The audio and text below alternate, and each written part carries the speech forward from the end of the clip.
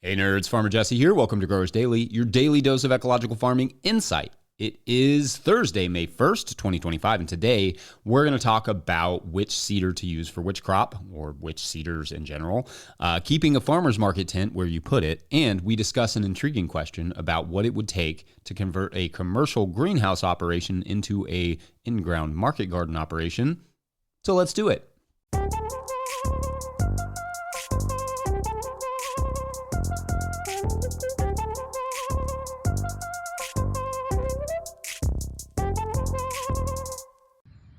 Hey, so I'm out in my field, and you may remember this story where I grew out some garlic from California, and most of it died, while the rest of my Kentucky garlic thrived.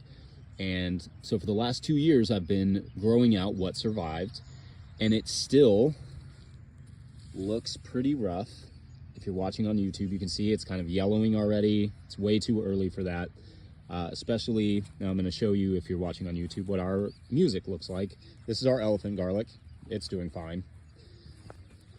And this is our music garlic. It is happy and healthy. Nice, lush green. So it's just interesting to see how, like, when you think about buying seeds, how much where it comes from could have an effect on the quality and yield of those plants. So anyway, long story short, make sure to buy your garlic from someone local. Yep.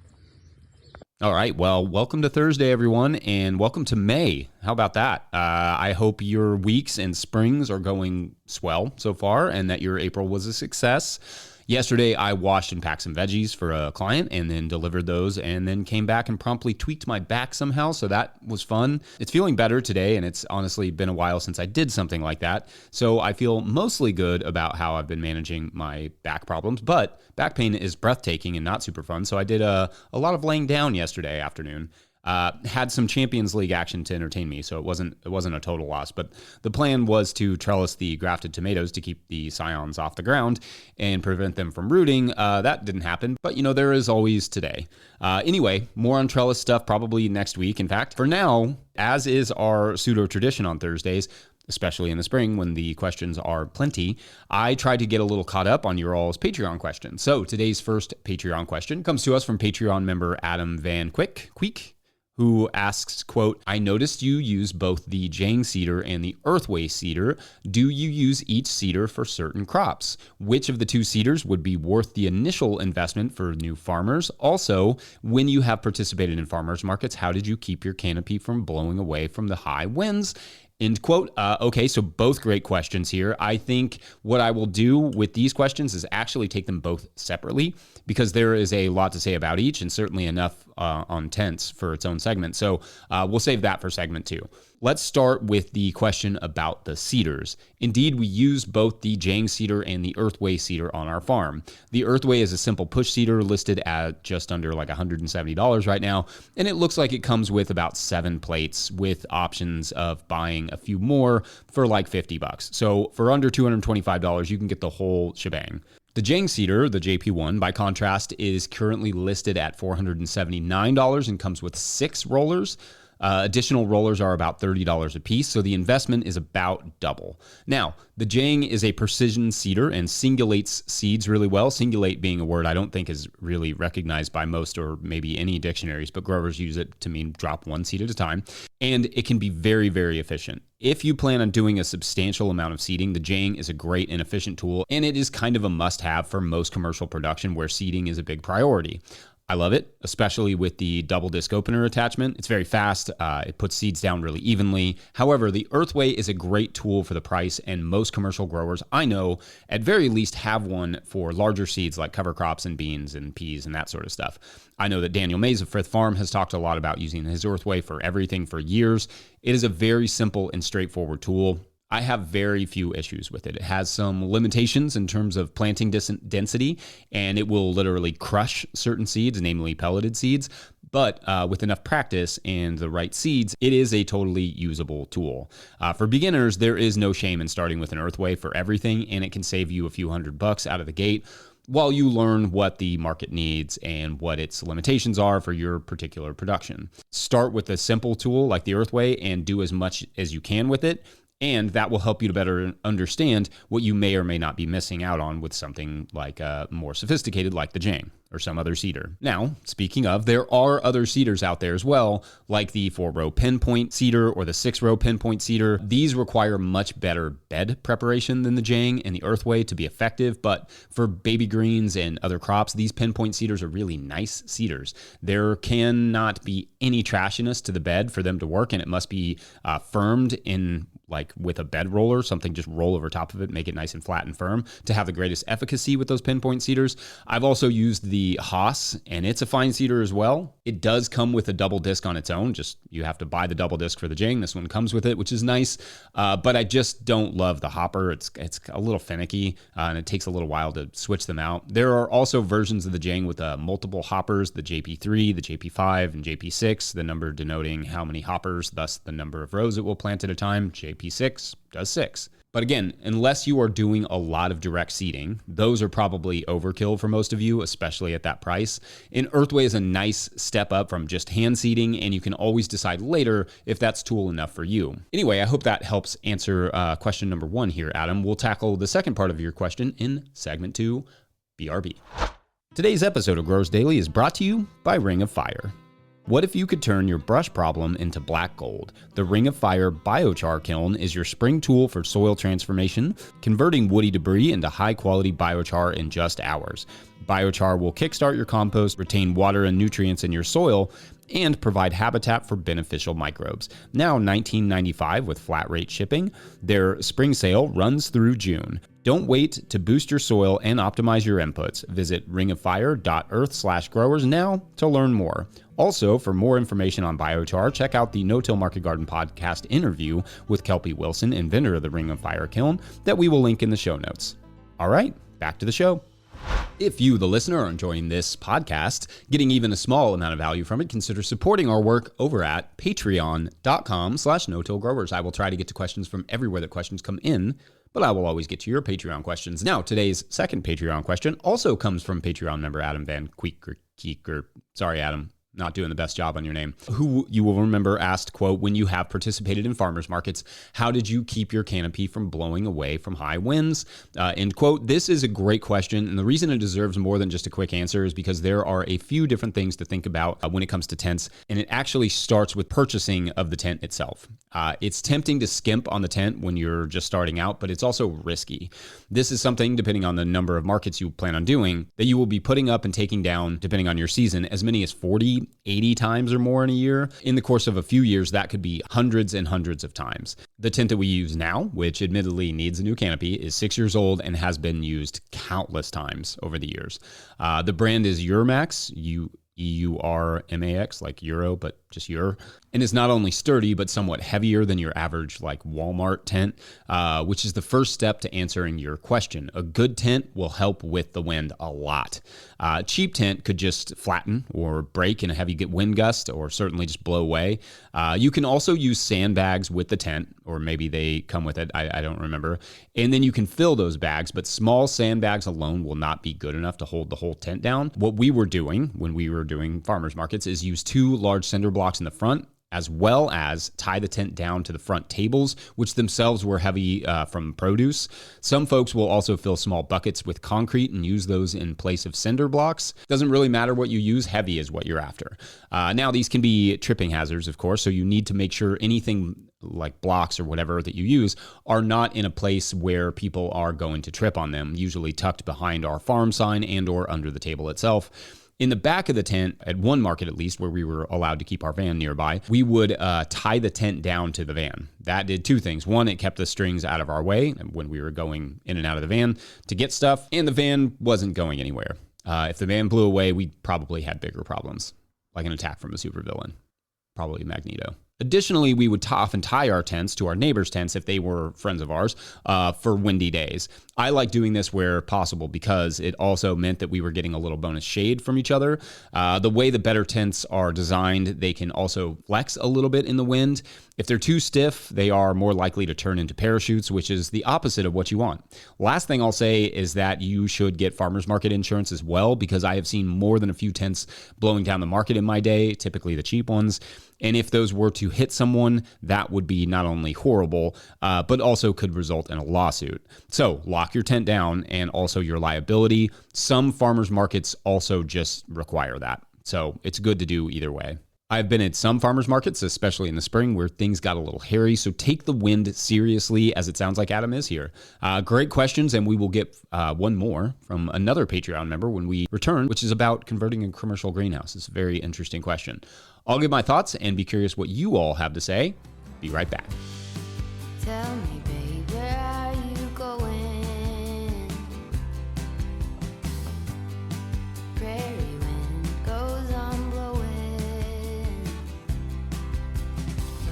Tumbleweed shadow, I'm tied to you. Tell me, babe, what are we gonna do? Today's episode is also brought to you by Farmhand. I started a CSA to grow food and build community, not to drown in admin work. Spreadsheets, emails, and pack lists take up too much time. If I could spend less time at my desk and more in the field, that'd be a win. Enter Farmhand. Farmhand automates billing, newsletters, websites, and member support, saving CSA farmers 20 plus hours a week. Focus on farming, not paperwork. See how Farmhand can help. Book a one-on-one demo with founder Ari at farmhand.partners/no-till. That's farmhand.partners/no-till. Today's episode is also brought to you by FarmRaise. Still using QuickBooks for your farm's bookkeeping? You're wasting time and losing money. Farm finances can be overwhelming, but they don't have to be. FarmRaise Tracks is the all-in-one tool built just for farmers. Manage expenses, prep for taxes, run payroll, and plan for the future without spreadsheets or stress. Just clear, organized insights to keep your operation thriving. Thousands of farmers trust Tracks to make smart financial decisions all year long. It's time you did too. Use code NOTIL20, that's all caps, no spaces, NOTIL20 for 20% off the life of your membership at farmraise.com. All right, back to the show.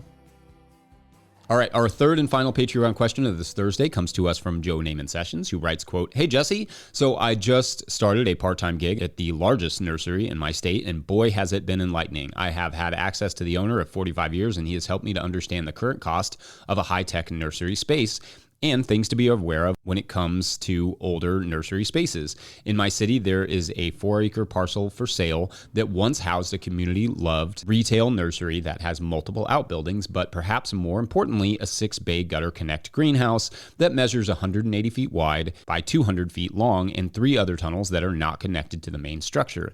The greenhouses have not been in use for about 6 years, and 3 of them were reskinned last year. Being above the 46th parallel, this is a very intriguing opportunity. I am curious what you would be on the lookout for if considering converting a once commercial greenhouse to an in-ground operation," end quote. Okay, Joe, what a fun hypothetical. This is an intriguing opportunity for you as well. I guess I would start with some questions about what is currently on the ground there. If it was a commercial greenhouse where people came to shop for plants, I typically associate those with concrete or brick floors or something really hard like that, which obviously is going to be your biggest first obstacle to get the floor pulled up, followed by addressing an enormous amount of compaction in the native soil. Now, it's also possible that if it was merely a plant nursery growing starts for bigger growers, that the floors are landscape fabric or something similar, in which case the compaction would be there, but perhaps not as difficult of a removal of the actual fabric. I'm assuming that you've already assessed that, though, and whatever is there does not feel like an obstacle, but of course, that's where my first concern would be, dealing with the floor and the compaction. Another potential concern of mine would be the buildup of nutrients and or potential chemicals in the soil. Now, this may not be an issue if the floor was concrete and had drains, but if it was not and was mostly permeable and the level of nutrient buildup beneath the soil could make things a little wonky. Maybe not. Of course, you'd have to check with a test and consult with an agronomist, but if they were regularly feeding plants different fertilizers and cleaning the floors with various chemicals, etc., then things could get weird. Beyond those few not so small issues, however, I don't know that I have any immediate concerns with this idea. I suppose it could be nice to know what was there before the nursery in case there might be a risk of like lead, but you could always test for that as well. Also, I see some potential in using space like that for something other than in-ground growing or running a plant nursery. You could build tables and run a ton of microgreens and baby greens from a space like that. that. Maybe there's a hybrid hydroponic soil setup you could install that might make sense. Either way, it sounds like a cool and certainly intriguing operation, especially if those structures are still in decent shape. That, in fact, might also be something to pay special attention to, the state of those large, high tunnels that might have significant costs down the line, especially if there's like heating and that sort of stuff involved. Really investigate that. Anyway, I hope that's at least a little bit helpful, and maybe someone in the comments will have an experience with something similar to that. Otherwise, I think I'm going to wrap it up there. Don't forget, we are now officially a 501c3, so donations are tax deductible and greatly appreciated. Please make sure to like and subscribe and or follow wherever you are getting this podcast. That's an easy way to help us out. We very much appreciate that. Enormous thank you to all of our show sponsors. And if you've ever thought that sounds like fun to sponsor a show, you can reach out to Farmer Michelle at no-tillgrowers.com. Huge shouts to Willie Breeding for the theme music, Mike Hilbert for the production help and editing, and the team at No Till Growers for their support. Also, shouts to Epidemic Sound for the background music that you can hear. Assuming Mike picked some background music, otherwise I just look ridiculous. Pick up a copy of the Living Soil Handbook or the Seed Farmer at no-tillgrowers.com to support our work. Big thank you to everyone over at patreon.com/no-tillgrowers, where at a certain level, or if you just bump up from one level to another, or you sign up in the month of May, you get a shout out on the show. So big shout outs today to Mags and Greg, two one-namers who came in to rescue this week's story, which is important because, in this case, Greg and Mags, they're all done with their garden shift for the day. They've got the garden island all squared away, and they're rowing back to shore where protests, per usual, await them. And this will all make sense if you've listened to the story this week. But anyway, they, Greg and Mags are on their way to the shore, and they're almost there when they realize that they think they left the irrigation on. Like, who hasn't done that? We've all done it. So they have to turn around. They have to row back to Garden Island. And so they row back, and when they get there, they see two small humans, pale as can be, stuffing tomatoes into a container. And when they spot the gardeners, one of them dives back into the water and disappears, but the other gets snagged on a bed marking stake that's at the end of the bed, to mark the rows, and falls over, hitting its head on the sandbag and going unconscious. The gardeners, stunned of course, and unsure of what to do, decide to go check on the small tomato thief. And those lake inhabitants, for their part, decide to come retrieve their fallen member. That is for tomorrow on The War of Garden Island? ? All right. Thanks for watching and or listening. We will see you tomorrow for Friday. Bet. Bye. Can I help you?